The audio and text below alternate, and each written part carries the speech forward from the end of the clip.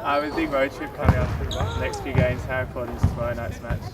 Well, they're all important. We're at that stage of the season where every game is a critical game, and they don't get any easier, that's for sure. And Perth really starting to play some great basketball. We saw the game against Illawarra last week where they played great. And on top of that, they get a couple of significant people coming back. So Damian Martin, arguably one of the greatest defenders, if not the greatest defender that the league's ever seen.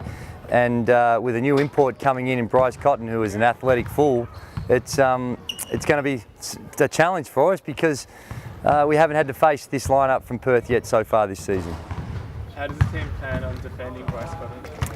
It's really hard to know. The information that we've got is extremely athletic, good off the bounce, and can shoot the three ball. So until you actually get to see him and scout him in our league, it's a little tough. But between Jason Cadee and Kevin Lish and possibly even someone like Greg Winnington, those guys can spend some time on him, give him some different looks. And initially, it's about trying to take away the three ball, trying to take away what he does off the bounce to create for others. And it's one of those situations that we'll have a better understanding as the game unfolds.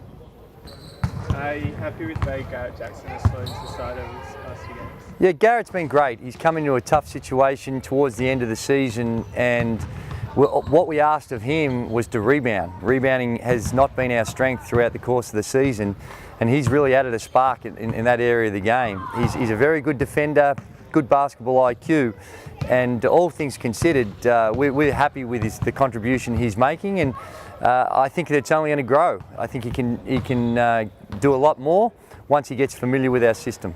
So he's likely to see more minutes tomorrow night? He's likely to see more minutes? Garrett, well, it really depends on the matchups, and you know, we plan on that, and it comes down to how the game's unfolding, what our situation is as far as the matchups. But his greatest asset right now for us is his energy on the glass. Per minute played, he's the highest rebounder on our team so far. Now, you've got to keep that in context. He's only played a couple of games, and in those games, somewhat limited minutes. So we've got to work him in. I think that his role is such that he's not going to be a 30, 35-minute guy with us, but nevertheless can still play a very significant and valuable role as we head towards the end of the season. Are you confident this team will make a run into the playoffs? I'm confident that we're getting better. We've had to make some adjustments with Garrett coming in, and Will McDowell-White is another player that's coming in, and we had to do the same when we signed Steve Blake, and unfortunately through family issues he had to leave us. So we've had to make some adjustments. I don't think we're playing our best basketball by any stretch. I think we've got a lot of upside, but if we can continue to grow with from what we did against New Zealand, then I think our chances are as good as any. But every team in the competition to be saying that right now, even someone like Cairns, who I think are 7-10, they would consider themselves still reasonable chances to make the playoffs. So it's an unbelievable season as far as the parity amongst the teams are concerned, and it makes for a nerve-wracking time. But the team that's playing the best basketball at the right time of the year is going to have the best chance to not only make the playoffs, but to win the title. How do you feel about moving up in the standings without having played a game last night?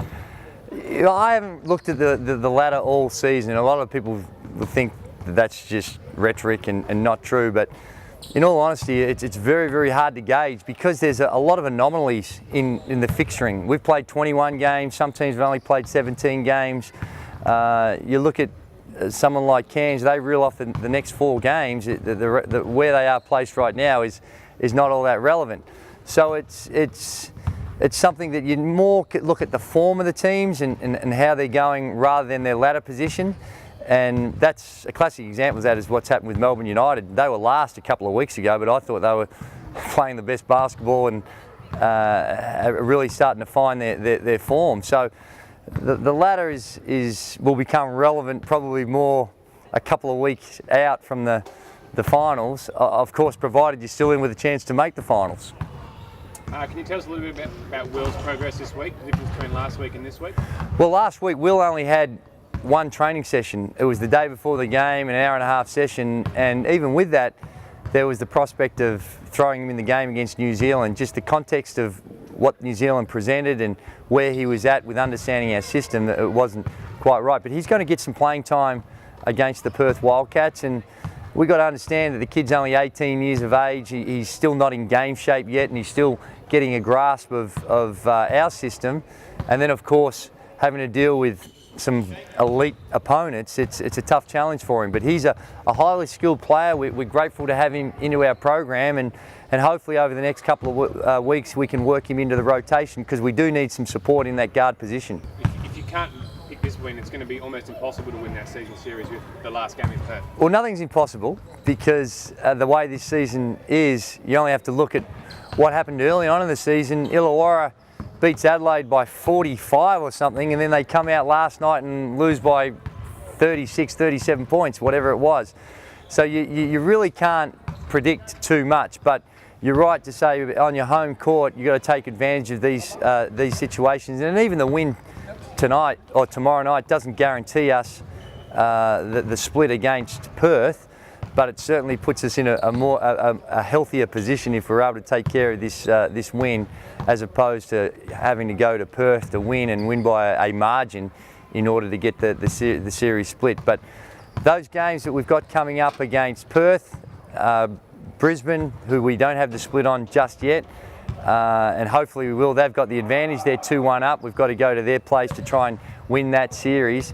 And also with Melbourne United, we're trailing by a game, but they've won two of the three games we've played so far, but we've got a home game coming up against them, and margins could come into it. But right now, we're not looking at thinking about splits and points differentials. None of that's entered into one conversation that we've had. It's all about just trying to work on our form and get wins.